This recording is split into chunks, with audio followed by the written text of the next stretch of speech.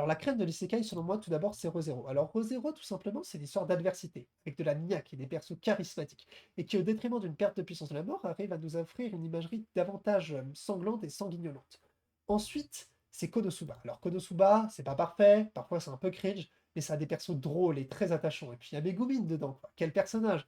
Ensuite, on a Yujo Senki. Yujo Senki, les premières pages du ALN, elles sont assez brutes de décoffrage, hein. Ça nous liste très bêtement une sélection de livres philosophiques, mais ça nous permet de nous imprégner de la psyché du personnage principal. Et grâce à ça, ça peut délivrer, malgré les apparences, un message assez fort et politique. Parce que Yujo Senki, c'est quoi? C'est l'histoire d'un méritocrate capitaliste qui se retrouve dans un régime totalitaire. Et bah bizarrement, ça lui réussit plutôt bien, hein. D'ailleurs, dedans, on a Aoi Yuki qui nous régale les oreilles bien plus qu'elle en a l'occasion dans un Genshin Impact ou un Pokémon Let's Go Evoli. Et en restant sur Aoi Yuki, nous avons Kumo Desuga. Alors Kumo Desuga, l'anime ne rend pas vraiment honneur au light novel, et le manga encore moins parce qu'il respecte vraiment pas la trame principale, mais Kumo Desuga, c'est surtout une histoire de grind, le plaisir du grind. Si quand vous étiez assez jeune, vous avez aimé jouer à des clickers, vous allez vraiment retrouver exactement le même genre de kiff dans cette œuvre. Mais Kumo Desuga, c'est pas que ça, parce que c'est aussi un setup multi-point de vue qui mène vraiment à des retournements sur tout l'univers. Et puis, on a toute une nuance qui est un petit peu perdue dans l'animé, parce qu'on perd une ambiguïté sur l'identité d'un personnage, sur lequel l'œuvre laissait avoir plusieurs théories, et au final, on se rend compte que si on y réfléchit, que toutes les théories étaient vraies alors qu'elles étaient contradictoires, et c'est vraiment un tour de force de la part de l'auteur.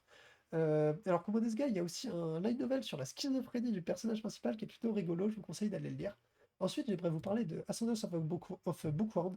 Alors, c'est une histoire d'ascension dans tous les sens du terme. D'abord technique, émotionnelle et intellectuelle, puis ensuite sociale, voire même religieuse. Pour une fois, le main caractère, il fait pas que du grind pour des levels reflétés dans une interface ridicule, mais juste elle grandit en tant que personne, elle affronte ses faiblesses, elle monte pour réaliser son rêve d'être entouré de livres.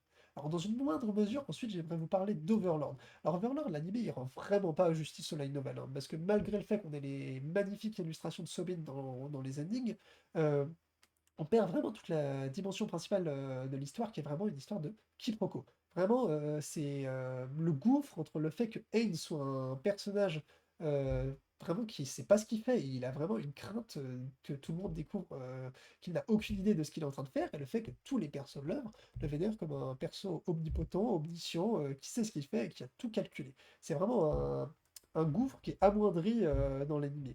D'ailleurs, cette saison, il y a un autre animé qui fait ça de manière beaucoup moins subtile. C'est Let This Driving Soul Retire. Il utilise vraiment le même concept, mais c'est beaucoup moins subtil. Euh, Ça me fait penser dans la saison 2 d'Overlord, on a vraiment ce concept qui est vraiment poussé à l'extrême avec un personnage. On a des indices tout du long qui nous laissent dire qu'il va trahir le personnage principal pour au final simplement une confrontation toute bête entre les deux qui est mise en scène et qu'on se rende compte que bah, tout comme Hades, on réfléchissait beaucoup trop pour rien.